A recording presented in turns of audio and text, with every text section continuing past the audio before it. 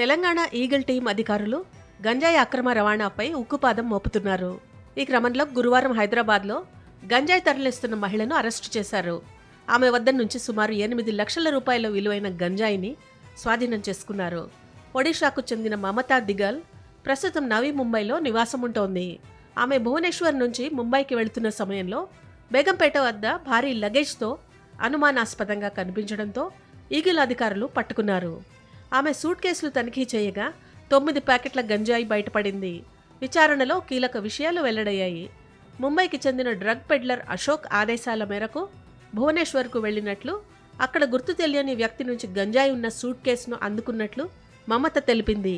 ఒక్కో గంజాయి బ్యాగ్ తరలింపుకు 10,000 రూపాయల చొప్పున అశోక్ చెల్లిస్తానని చెప్పినట్లు ఆమె వెల్లడించింది.